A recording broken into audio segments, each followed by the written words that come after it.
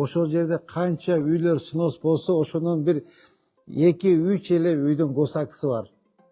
Алар менен биз жекече сүйлөштүк, аларга либо компенсация төлөп беребиз, либо ошого равнозначный жер тилкесин берип сүйлөштүк. Так, Наваи көчө бул чоң проспект болот.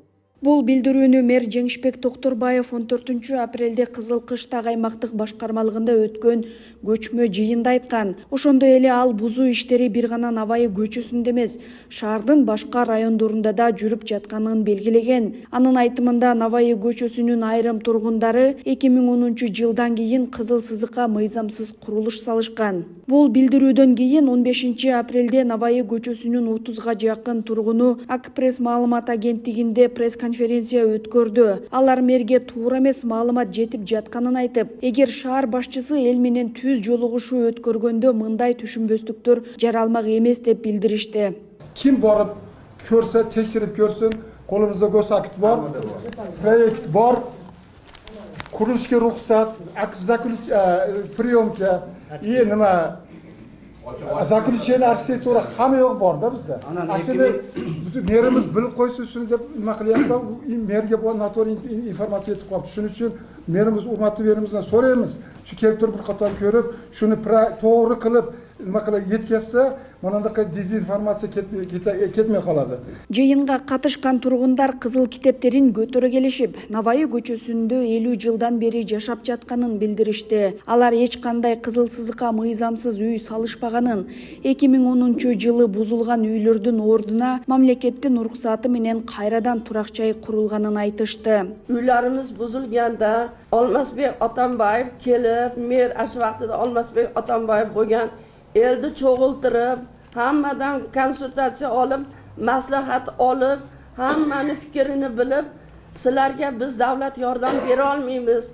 Faqatgina chet mamlakatlar sizlarga uy solib beradi degan. Uy solib bergan. Qirg'iziston bizga shunday 50 mingdan pul bergan. Undan keyin direksiya tarafidan uy qurilganda, uylarimiz bitmay qolganda 200 mingdan kredit bergan.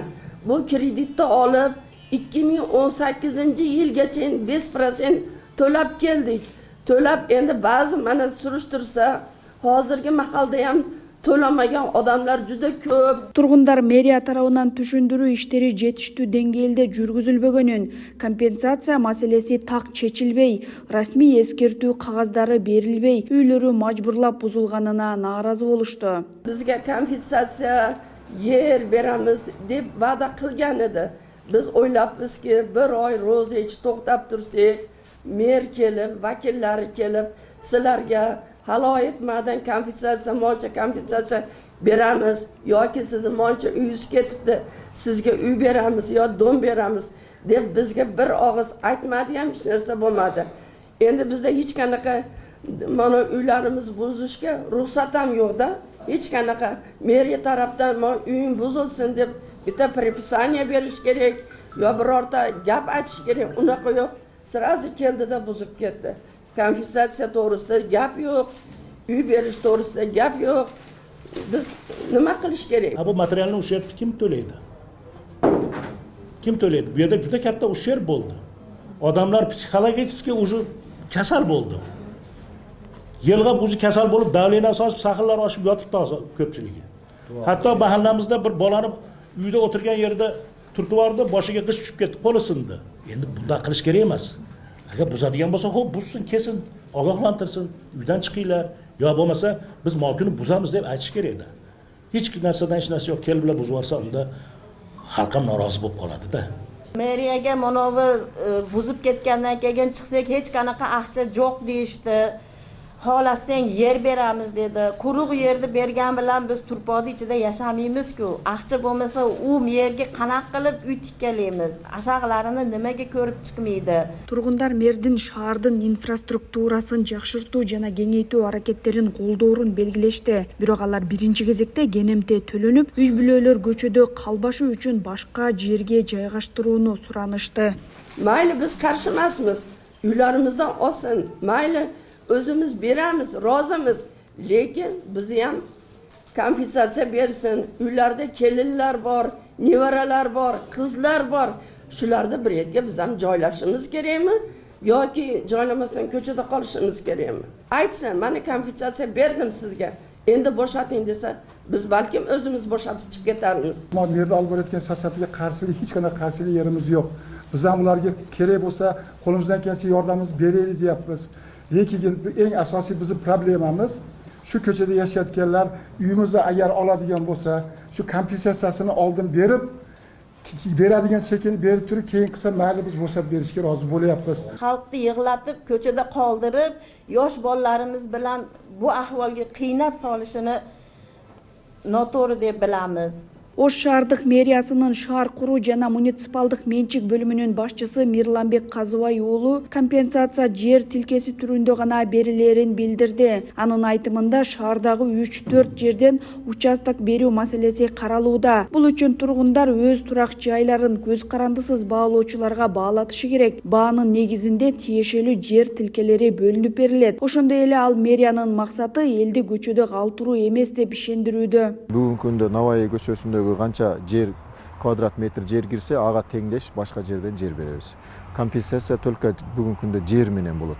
Ал эми буга бузуп туруп, анда компенсация берип туруп анан буз деген суроолор болуп атат. Ал эми негизинен мындай. Бизде азыр бардык параллельный кетип атат. Жолдорду андай кылбасак, азыр күн жылып калды, курулуштардын уже сезону келип атат да.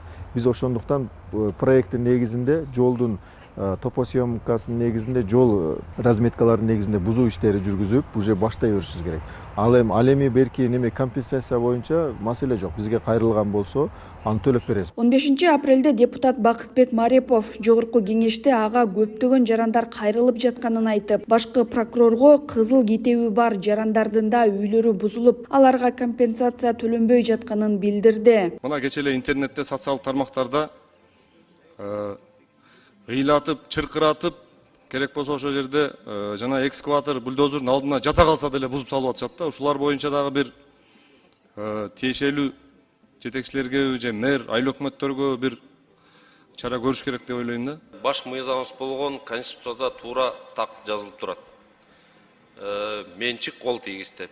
Жанагы сиз айтып аткан кимдин колунда ошол адамдын менчиги деген мамлекет тарабынан берилген гос актысы болсо, ал жаранга эгер мамлекеттик муктаждык болуп, жерин же мүлкүн алуу маселеси каралса, сөзсүз компенсация каралыш керек. Компенсация маселеси. Же болбосо, ошого ылайыктуу башка жерден мүлк, жер болобу же башка мүлк, кыймылсыз мүлк берилиши керек. Башкы прокурордун айтымында учурда Бишкек менен Ош шаарларында өзүн билемдик менен салынган мыйзамсыз курулуштар мыйзам чегинде бузулууда жана алар сөзсүз түрдө алынууга тийиш. Навай көчөсүнүн тургундары маалымат жыйында бул маселеге өлкө башчылары да көңүл буруп коюусун суранышты. Максатыбыз şu prezidentimiz bilan tashib og'amizga bizni so'zlarimiz yetib borsa, bizni xalqimizga, shu yerda yashagan turg'unlarning barchasiga bir yordam qilib, yordam qo'lini cho'zib,